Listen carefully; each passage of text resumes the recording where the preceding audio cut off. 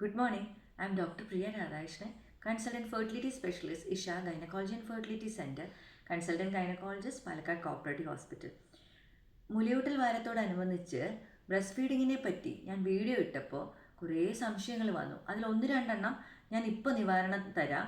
അതിനുശേഷം ലോങ് ആയിട്ടുള്ളൊരു വീഡിയോ യൂട്യൂബിൽ ഇതിനെപ്പറ്റി ഡീറ്റെയിൽഡ് ആയിട്ട് ഇടാം. ആദ്യമായിട്ട് ചോദിച്ചത്, ഞാൻ കുഞ്ഞിന് പാല് കൊടുക്കുമ്പോൾ ആവശ്യത്തിന് എനിക്ക് പാല് വരുന്നുണ്ടോ, കുഞ്ഞിന് പാല് കൊടുക്കുമ്പോൾ കുഞ്ഞിന് വിശപ്പ് മാറുന്നുണ്ടോ, കുഞ്ഞിന് പാല് തികയുന്നുണ്ടോ, അത് മാത്രം കൊടുത്താൽ മതിയോ, വേറെ എന്തെങ്കിലും കൊടുക്കണോ, കുഞ്ഞിനെ 2 മണിക്കൂർ കൂടുമ്പോൾ എണീപ്പിച്ച് പാല് കൊടുക്കണോ, അതോ കുഞ്ഞ് എഴുന്നേൽക്കുമ്പോൾ കൊടുത്താൽ മതിയോ, ഇങ്ങനെ ധാരാളം സംശയങ്ങൾ ചോദിക്കുന്നുണ്ടായിരുന്നു. അതിനെല്ലാമുള്ള ഒരു ഉത്തരമാണ് ഞാൻ ഈ വീഡിയോയിൽ കൂടെ തരാൻ ഉദ്ദേശിക്കുന്നത്. ഇത് കണ്ടുപിടിക്കാൻ നമുക്ക് എന്താ ചെയ്യാൻ പറ്റുക? ആദ്യമായിട്ടുള്ള കാര്യം, അമ്മയ്ക്ക് പാല് വന്ന് തുടങ്ങണമെങ്കിൽ ഏകദേശം 48 to 72 hours എടുക്കും. അതിന് മുമ്പ് തന്നെ വെപ്രാളം പിടിക്കേണ്ട കാര്യമില്ല. കുഞ്ഞിൻ്റെ ശരീരത്തിൽ ആവശ്യത്തിന് വെള്ളമുണ്ട്. അതുകൊണ്ട് കുഞ്ഞിന് ഡീഹൈഡ്രേഷൻ വരാനുള്ള സാധ്യത കുറവാണ് ഏർലി അവേഴ്സ് ഓഫ് ബർത്തിൽ. അപ്പോൾ എന്താ വേണ്ടതെന്ന് വെച്ച് കഴിഞ്ഞാൽ, കുഞ്ഞിനെ കൊണ്ട് ഏറ്റവും കൂടുതൽ സക്ക് ചെയ്യിപ്പിക്കുക. കുഞ്ഞ് എത്രത്തോളം വലിച്ചു കുടിക്കുന്നോ അത്രത്തോളം പാല് വരാനുള്ള സാധ്യത കൂടുതലാണ്. പിന്നെ കുഞ്ഞിന് പാല് കിട്ടുന്നുണ്ടോ എന്നറിയാനായിട്ട് നമ്മൾ സക്ക് ചെയ്യുമ്പോൾ അത് ഇറക്കുന്നത് നമുക്കറിയാൻ പറ്റും. അതാണ് ഒരു വഴി. പിന്നെ ആവശ്യത്തിന് ഉറങ്ങുന്നുണ്ടോ, മൂത്രം പോകുന്നുണ്ടോ, ഡയപ്പേഴ്സിൽ മലം വരുന്നുണ്ടോ, അങ്ങനെയുള്ള കാര്യങ്ങൾ നമുക്ക് നോക്കാം. വെയിറ്റ് കൂടുന്നുണ്ടോ, ഏകദേശം 2 ആഴ്ചയ്ക്കുള്ളിൽ കുട്ടി ബർത്ത് വെയിറ്റിലോട്ട് തിരിച്ചെത്തും. അത് കഴിഞ്ഞ് കഴിഞ്ഞാൽ 20 മുതൽ 30 ഗ്രാമാണ് ഒരു ദിവസം കൂടുന്ന വെയിറ്റ്. അതുകൊണ്ടാണ് നമ്മൾ ഫോർമുല കൊടുക്കുന്ന ബേബീസിനെ പോലെ വലിയ ഹെവി ആയിട്ട്, അതായത് നല്ല ഗുണ്ട് ബേബീസായിട്ട് തോന്നാത്തത് നമുക്ക്.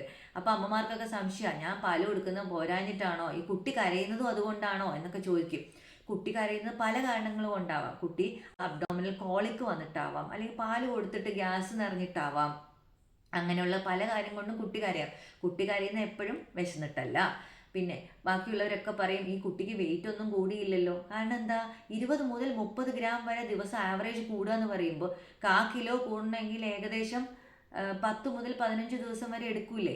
അപ്പോൾ ആ കുട്ടിയെ കാണുന്നവർ വിചാരിക്കും കുട്ടി വെയിറ്റ് വെക്കുന്നില്ലല്ലോ എന്ന് തോന്നുന്നത് സ്വാഭാവികമായ തോന്നലാണ്. നമുക്കൊന്നും ചെയ്യേണ്ട ആവശ്യമില്ല അതിന്. അത് സ്വാഭാവികമായൊരു കാര്യമാണ്. കുഞ്ഞിന് പാല് മൂത്രമൊഴിച്ച പാലിൽ കിട്ടിയതൊക്കെ പോയില്ലേ, കുറച്ച് വല്ലതും റാഗിയോ കോറയോ എന്തെങ്കിലും കൊടുത്തുവിടാൻ ചോദിക്കുന്ന അമ്മമാരുണ്ട്. അപ്പോൾ അങ്ങനെയല്ല, ഇതൊക്കെ കൊടുക്കുമ്പോൾ കുട്ടിക്ക് ദഹന പ്രക്രിയയെ അഫക്റ്റ് ചെയ്യും. ദഹിക്കാനുള്ള ബുദ്ധിമുട്ടുണ്ട്. കൂടാതെ ഇൻഫെക്ഷനുള്ള ചാൻസും കൂടുതലാണ്. പാലിൽ ശരിയാണ് 70-75% വെള്ളമാണ് ഉള്ളത്. പക്ഷെ അതിൽ പ്രോട്ടീനുകൾ, ആവശ്യത്തിനുള്ള പ്രോട്ടീൻ, കുഞ്ഞിന് ദഹിക്കാൻ എളുപ്പത്തിലുള്ള പ്രോട്ടീനുകളും കുഞ്ഞിന് ആവശ്യമുള്ള ഫാറ്റി ആസിഡ്, അത് ദഹിക്കാൻ വേണ്ട ലൈപ്പേസ് തുടങ്ങിയ ഘടകങ്ങളും, കൂടാതെ ആവശ്യത്തിന് കാർബോഹൈഡ്രേറ്റ്, അതാണ് മിൽക്കിന് മധുരം കൊടുക്കുന്നത്.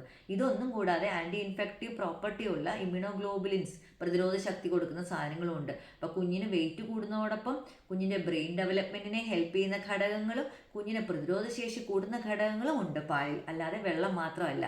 അതുകൊണ്ട് 6 മാസം വരെ കുഞ്ഞിന് എക്സ്ക്ലൂസീവായിട്ട് മുലപ്പാൽ മാത്രം കൊടുത്താൽ മതിയാകും.